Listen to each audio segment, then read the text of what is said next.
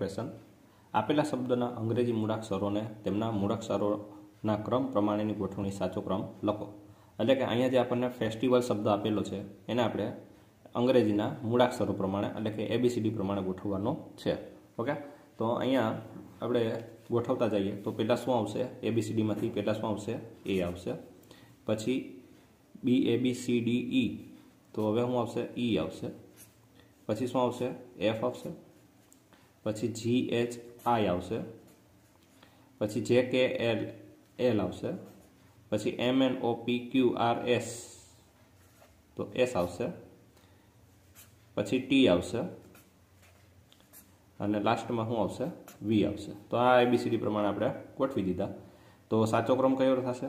AEFILSTV. Okay, તો આવો options આપણને ક્યાં જોવા મળે છે? તો ઓપ્શન્સ એમાં જોવા મળે છે. બરાબર, તો આમાં કંઈ જ નથી, માત્ર ને માત્ર ABCD પ્રમાણે આપણે ગોઠવવાનું છે. ક્લિયર?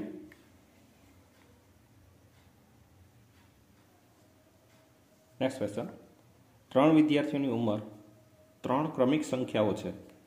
જો તેમની ઉંમરનો સરવાળો 51 વર્ષ હોય તો તે ત્રણેયની ઉંમર શોધો. હવે અહીંયા 3 આપણને ક્રમિક સંખ્યા આપેલી છે.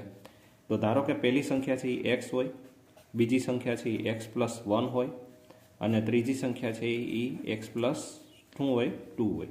તો આ આપણે 3 ક્રમિક સંખ્યા લીધી. આ 3 ક્રમિક સંખ્યાનો આપણે સરવાળો કરીએ તો કેટલો થવો જોઈએ? તો કે 51 થવો જોઈએ. કેટલો થવો જોઈએ? 51 થવો જોઈએ. બરાબર, હવે આનું આપણે સોલ્યુશન કરીએ તો x + x + x એટલે શું થશે? 3x થશે.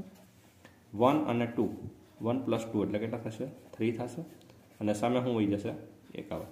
હવે આ +3 છે એને આપણે સામે મોકલી દઈએ તો શું થશે? 3x = 51 + 3 આ બાજુ એને કેવો થશે? -3 થશે. એટલે કે 3x બરાબર શું થશે? 48 થશે. કેટલા થશે? 48.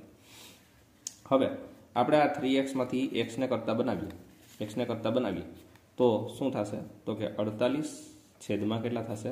3. બરાબર, હવે 48 અને 3 ના ભાગ પાડીએ તો કેટલા આવશે? 16 આવશે, કારણ કે 16 તેરી 48. એટલે x બરાબર કેટલા મળી ગયા આપણને? 16 મળી ગયા. કેટલા મળી ગયા? 16. તો હવે 3 ક્રમિક સંખ્યા આપણને કઈ છે? તો કઈ છે? 16. પછી એના પછીની નેક્સ્ટ જે છે એ કઈ છે? 17. અને એના પછીની જે નેક્સ્ટ છે એ કઈ છે? 18 હશે. એટલે કે આ ત્રણેયનો આપણે સરવાળો કરીએ તો કેટલો થવો જોઈએ? 51 થવો જોઈએ. બરાબર, તો આપણે ચેક કરી લઈએ. 7 દુ 14 ને 15, 15 ને 6 21, વધી પડી 2, 2 ને 3 4 અને 5. તો આનો સરવાળો કેટલો થઈ ગયો? 51 થઈ ગયો. બરાબર, તો જે આપણે 3 ક્રમિક સંખ્યા માંગેલી છે એ કઈ છે ભાઈ? તો કે 16, 17 અને 18. બરાબર, તો આપણો જે આન્સર બનશે એ કયો ઓપ્શન છે ભાઈ? તો કે ઓપ્શન્સ બી આવશે, 16, 17 અને 18. ક્લિયર?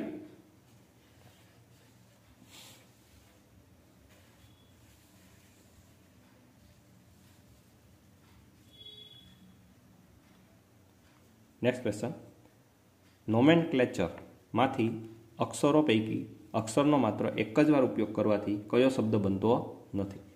તો અહીંયા ઓપ્શન્સ બી આવશે જવાબ, કે ભાઈ આ જે કલ્ચર છે શબ્દ એ નોમેનક્લેચર પછી બનતો નથી. શા માટે? કારણ કે અહીંયા યુ છે એ કેટલી વાર આવેલા છે? 2 વાર યુઝ થયેલા છે. પરંતુ જે મૂળ શબ્દ આપેલો છે એમાં માત્ર એક જ વાર યુનો ઉપયોગ થયેલો છે. તો એક જ વાર યુમાંથી 2 વાર યુ વાળા શબ્દ બની શકે નહીં.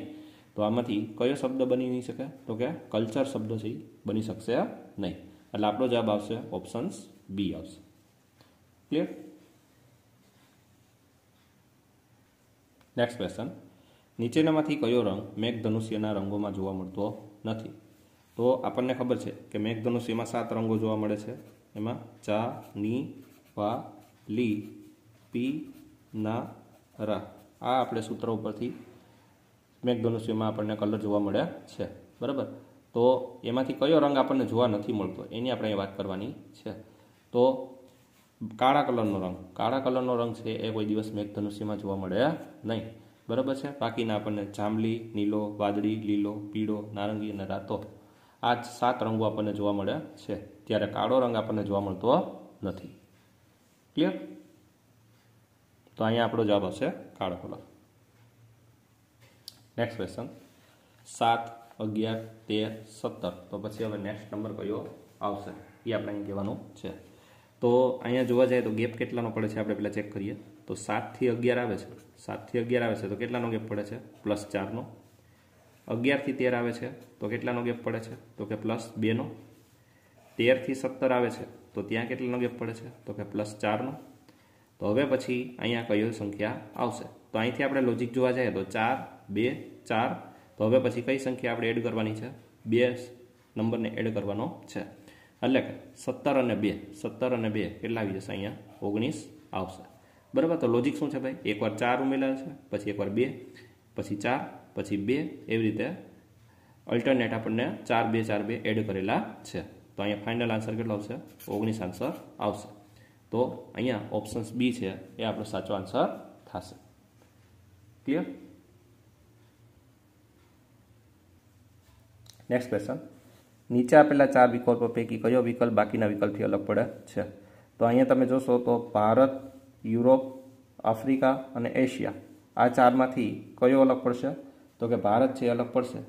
કઈ રીતે ભાઈ? તો કે યુરોપ, એશિયા અને આફ્રિકા છે એ ખંડ છે. બરાબર. જ્યારે ભારત છે એવું છે દેશ છે. તો અહીંયા અલગ પડતો શબ્દ છે એ કયો છે?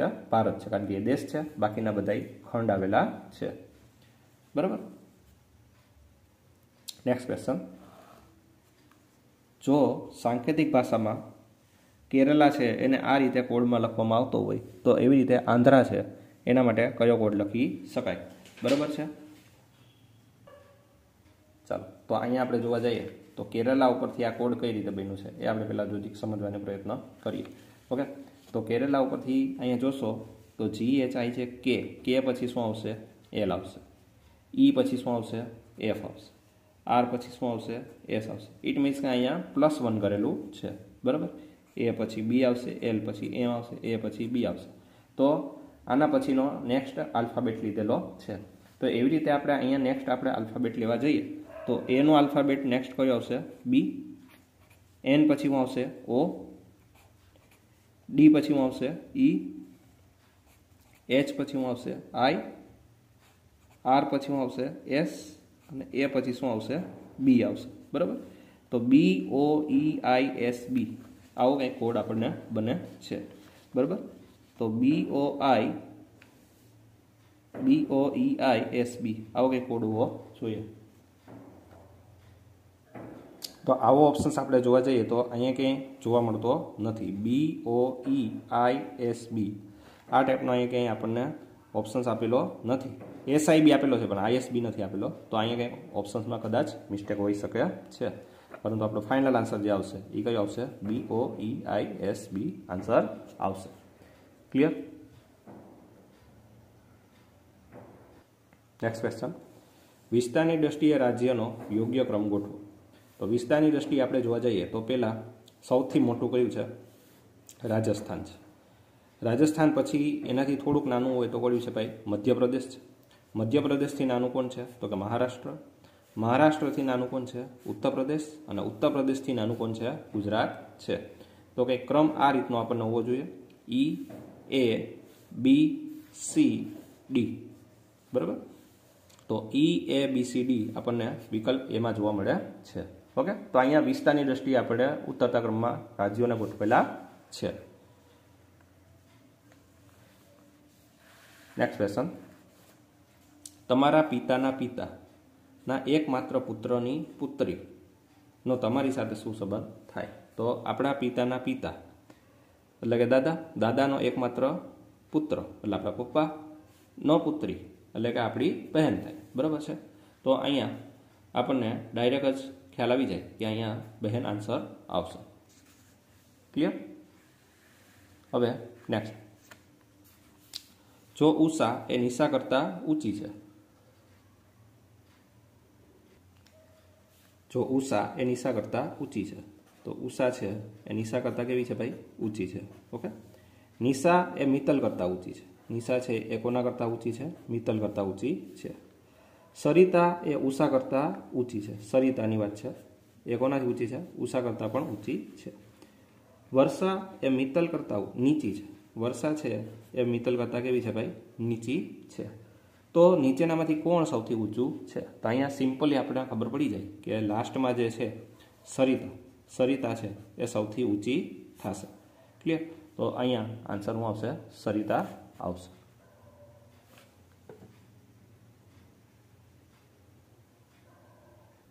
Next question.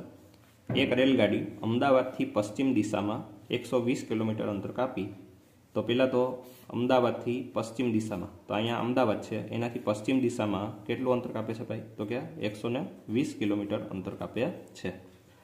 ત્યાંથી તે દક્ષિણ દિશામાં 30 કિલોમીટર અંતર કાપે છે. એટલે અહીંયા પહોંચ્યા પછી તે દક્ષિણ દિશામાં કેટલું અંતર કાપે છે ભાઈ? તો કે 30 કિલોમીટરનું અંતર કાપે છે.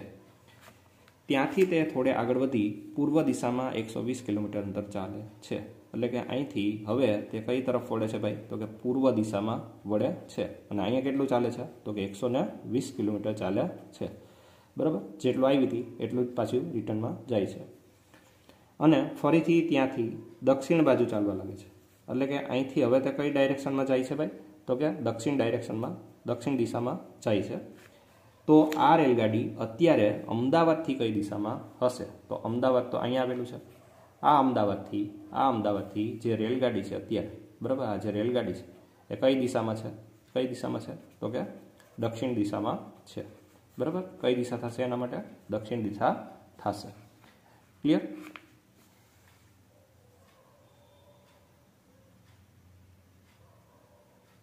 ચાલો નેક્સ્ટ ક્વેશ્ચન.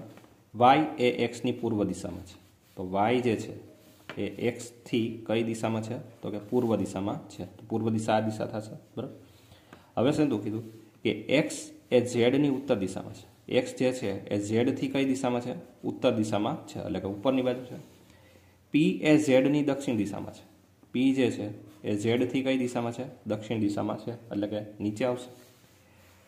તો પી એ વાયની કઈ દિશામાં છે? પી જે છે એ વાયથી કઈ દિશામાં થશે? બરાબર? તો અહીંયા આપણે ડાયરેક્શન ચાર્ટ આપણને ખ્યાલ હોવો જોઈએ કે આ દિશા કઈ રીતે થાય. તો આપણે અહીંયા દિશા વર્ણવી દઉં તમને કે કઈ દિશાઓ થશે.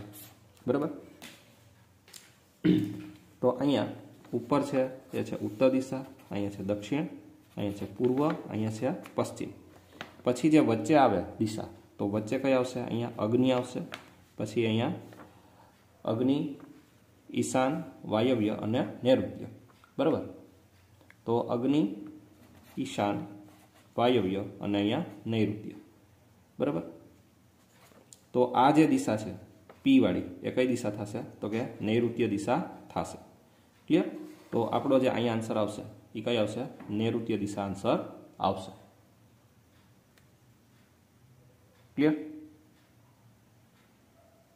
Next question. એક વિદ્યાર્થી તેની ઘડિયાળમાં એવી રીતે ગોઠવે છે કે 8 વાગે મિનિટ કાંટો ઉત્તર દિશામાં રહે. 8 વાગે જે મિનિટ કાંટો છે એ કઈ દિશામાં રહે છે? ઉત્તર દિશામાં રહે છે. તો 10:30 વાગે કલાક કાંટો કઈ દિશામાં છે? હવે 10:30 ક્યારે વાગશે? કઈ રીતે વાગશે ભાઈ? તો અહીંયા આપણે કલાક કાંટો આપી દઈએ 10 ઉપર, અને એનો જે મિનિટ કાંટો છે એ ક્યાં હશે? એક્ઝેક્ટ 6 ઉપર હશે, ત્યારે 10:30 વાગશે. તો હવે એને આપણે શું કીધું અહીંયા કે 10:30 વાગે કલાક કાંટો કઈ દિશામાં છે? તો કલાક કાંટો એટલે કે આની વાત થાય છે. તો આ છે એ કઈ દિશામાં થશે? તો અહીંયા આપણે ખબર છે કે પશ્ચિમ અને ઉત્તરની વચ્ચે કઈ દિશા હોય છે? વાયવ્ય દિશા આન્સર આવશે. ક્લિયર? Next question. 100 મીટર લાંબી ટ્રેન 150 મીટર લાંબા પ્લેટફોર્મની બરાબર મધ્યમાં ઉભેલી છે. તો પહેલાં એક પ્લેટફોર્મ દૂર નાખીએ આપણે કે 150 મીટરનું પ્લેટફોર્મ છે, એમની વચ્ચે શું ઉભેલી છે ભાઈ? તો કે એક ટ્રેન ઉભેલી છે. તો એક ટ્રેન ઉભેલી છે અને એની લેન્થ કેટલી છે? તો કે 100 મીટર છે. કેટલી લેન્થ છે? 100 મીટર છે. બરાબર? હવે શું કીધું અહીંયા કે પ્લેટફોર્મની બહાર નીકળતા પહેલાં ટ્રેને ઓછામાં ઓછું કેટલું અંતર કાપવું પડશે? તો પ્લેટફોર્મની બહાર નીકળવું હોય, અહીંથી એને એક્ઝેક્ટ અહીંયા બહાર નીકળી જવું હોય તો ટ્રેનને ઓછામાં ઓછું કેટલું અંતર કાપવું પડશે? તો અહીંયા જોવા જઈએ તો અહીંયા જોવા જઈએ તો આ આટલો ભાગ કેટલાનો છે? તો કે 75નો છે. કેટલાનો છે? 75. બરાબર? કારણ કે 150 ના અડધા કરીએ તો કેટલા થશે? 75 થશે. બરાબર? આ 75 ઉપરાંત આ જે વધારાની ટ્રેન રહી ગઈ છે પાછળ, બરાબર છે, એને આપણે ફરી પાસે ક્રોસ કરાવવી પડશે. એટલે માથે કેટલા થશે 50 મીટર થશે તો 75 અને 50 એટલે ટોટલ કેટલા થશે 125 મીટર છે એ ટ્રેનને વધારે ચાલવું પડશે ત્યારે પ્લેટફોર્મની બહાર નીકળશે ક્લિયર